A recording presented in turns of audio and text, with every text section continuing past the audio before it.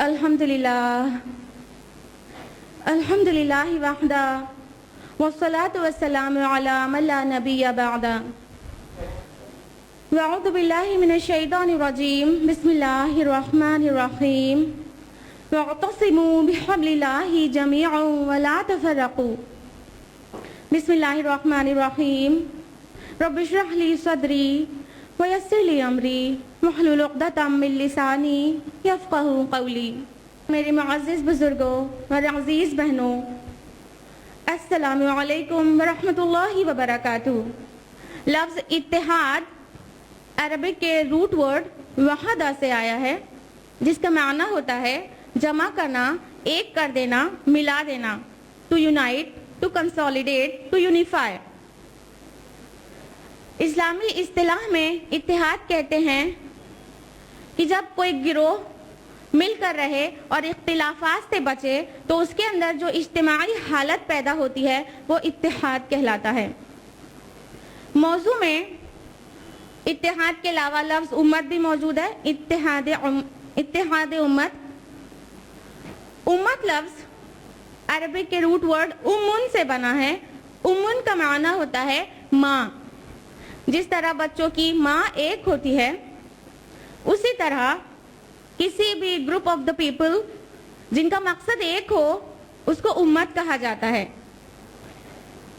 اسلامی اصطلاح میں امت کہتے ہیں ایسے گروپ کو جس کے پاس نبی کی تعلیمات پہنچی ہو اور وہ اس پر ایمان لے آئے اور اس کی تعلیمات پر عمل کرے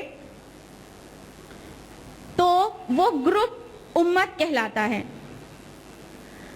آج امت محمد صلی اللہ علیہ وسلم کو اتحاد کی سخت ضرورت ہے۔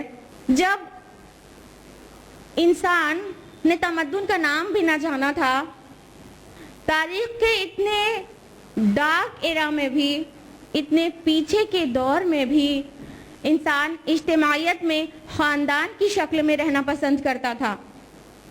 دھیرے دھیرے جیسے جیسے وہ تمدن نکھرتا گیا اور وسیع تر اجتماعیت کے حالات بنتے گئے تو یہ خاندانی اکائیاں قبائلی وحدتوں میں بدلتی گئیں اور پھر یہ قبائلی وحدتیں عالمی اجتماعی ادارے بلکہ بین الانسانی ادارے میں تحلیل ہو جانے کے لیے تیار ہو رہی ہے۔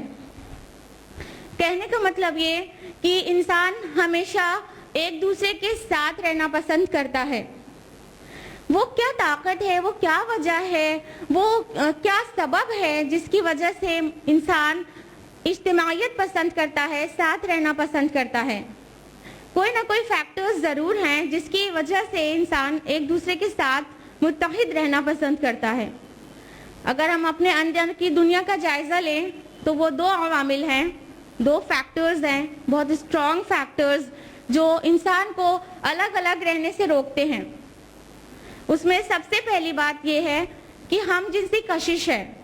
انسان اپنے جیسے دوسرے انسانوں کے لیے کشش رکھتا ہے، اس کی معیت، اس کا ساتھ اسے فرحت بخشتی ہے اور بہت طویل اور مسلسل تنہائی اسے پریشان کرتی ہے اور غم میں مبتلا کر دیتی ہے۔ تو ایک انسیت ہوتی ہے انسان اور انسان کے درمیان، اس لیے وہ ساتھ رہنا پسند کرتا ہے۔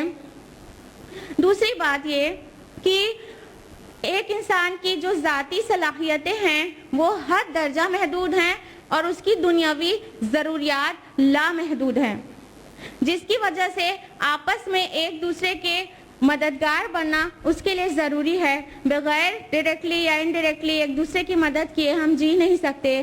تو تعاون کا جو احتیاج ہے اس وجہ سے انسان ایک دوسرے کے ساتھ رہنا پسند کرتا ہے۔ کہنے کا مطلب یہ کہ اجتماعیت اور اتحاد انسان کی فطرت میں شامل ہے، فطرت کا تقاضا بھی ہے اور ضرورت بھی، اور اسلام دین فطرت ہے، یعنی اسلام کی جو ٹیچنگز ہیں، جو تعلیمات ہیں وہ ہماری فطرت کے عین مطابق ہیں اور ہرگز اس کے مخالف نہیں۔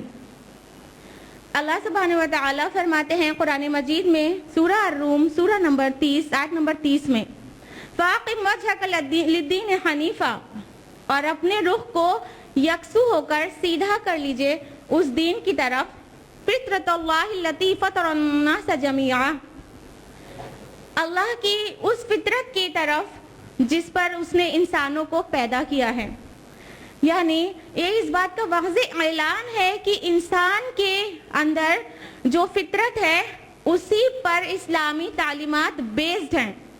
جو دین ہے وہ ہمارے فطرت کے تقاضوں کو پورا کرتا ہے، اور اسلام دین فطرت ہونے کی وجہ سے وہ وہی احکام دیتا ہے جو ہماری چیزوں ہماری زندگی کا مقصد پورا کرنے کے لیے ضروری ہے. جن صلاحیتوں جن قوتوں کی ہمیں ضرورت ہے وہ ساری صلاحیتیں قوتیں اللہ تعالیٰ نے ہماری فطرت میں رکھ چھوڑی ہے، اور کوئی بھی ایسی چیز ایکسٹرا نہیں ڈال دی ہے جس کی ضرورت نہیں ہے. ایک مسلمان کا فرض منصبی ہے کہ وہ اللہ کے دین کی اقامت کرے، دین کو قائم کرے، دین کو قائم رکھے، معروف کا حکم دے، منکر سے روکے، اور اعلیٰ کلمت اللہ کے لیے اپنی زندگی کو پوری طرح سے صرف کرے، اپنی صلاحیتوں کو لگائے، اپنے وقت کو لگائے. اور اس منصبی ذمہ داری کو پورا کرنے کے لیے اجتماعیت اور اتحاد ایک ناگزیر ضرورت ہے. بغیر متحد ہوئے ہم یہ کام کر ہی نہیں سکتے. اللہ کے رسول صلی اللہ علیہ وسلم کا تاکیدی حکم ہے جو کہ موجود ہے ترمذی جلد نمبر 2 کتاب الفتن صفحہ نمبر 411. اللہ کے رسول صلی اللہ علیہ وسلم فرماتے ہیں، میں تم کو 5 باتوں کا حکم دیتا ہوں. سب سے پہلی بات کیا؟ بالجماعتی، جماعت میں رہنا، والسامعی اور سننا، والطاعتی اور اطاعت کرنا، والہجرتی اور ہجرت کرنا، والجہاد فی سبیل اللہ اور اللہ کی راہ میں جہاد کرنا. اللہ کے رسول صلی اللہ علیہ وسلم نے یہ 5 احکام ہم کو دیے ہیں. یہ حدیث اکثر ہمارے علم سے غائب رہتی ہے.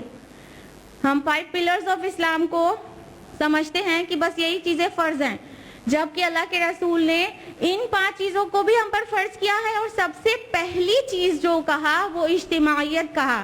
اجتماعیت میں رہو، متحد رہو، ایک ساتھ رہو، الگ مت ہو.